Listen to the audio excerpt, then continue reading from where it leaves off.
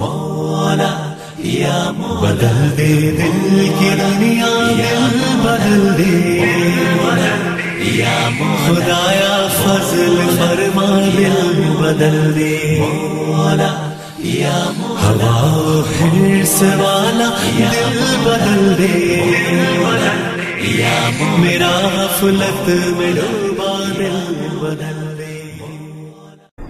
امام ربانی مجدد ثانی رحمۃ اللہ علیہ نے اپنے بارے میں واقعہ لکھا ہے کہ میں مکتوبات لکھ رہا تھا، یعنی قرآن و حدیث کی دعوت جو لوگوں کو دیا کرتے تھے، مجھے بیت الخلاء جانے کی ضرورت پیش آئی۔ جب میں وہاں گیا اور بالکل بیٹھنے لگا قضائے حاجت کے لیے تو میری نظر اپنی انگلی پر پڑی تو اس میں سیاہی لگی ہوئی تھی۔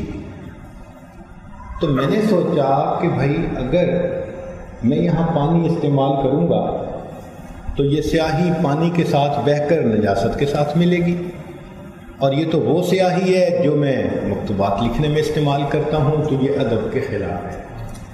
فرماتے ہیں میں نے اپنے تقاضے کو روکا اور بیت الخلاء سے باہر نکل کر پاک جگہ پر اس سیاہی کو صاف کیا۔ اسی وقت الہام ہوا احمد سرہندی اس ادب کی وجہ سے ہم نے جہنم کی آگ تجھ پر حرام کر دی۔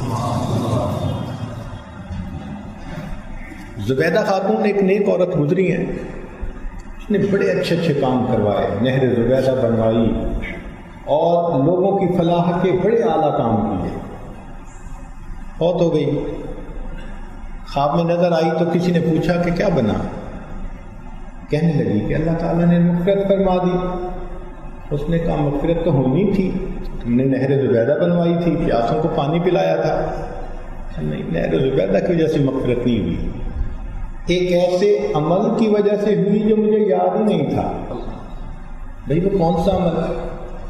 کہنے لگی کہ بیٹھی کھانا کھا رہی تھی، لقمہ توڑا کہ منہ میں ڈالوں، اتنے میں اذان کی اللہ اکبر کی آواز کانوں میں آئی۔ تو میں نے محسوس کیا کہ میرے سر پہ دوپٹہ پورا نہیں تھا، آدھے سر پہ تھا، کچھ آدھا سر ننگا تھا۔ میں نے اپنی بھوک کو دبا کے لقمے کو رکھ دیا اور پہلے دوپٹے سے اپنے سر کو ڈھانپا، ادب کی وجہ سے اللہ کے نام کی۔ اس کے بعد لقمہ کھایا، فرمایا تو نے میرے نام کا اتنا اکرام کیا، اس پر ہم نے تیرے سب گناہوں کی بخشش کی۔ تو یہ ادب انسان کے لیے سعادت کا دروازہ ہے۔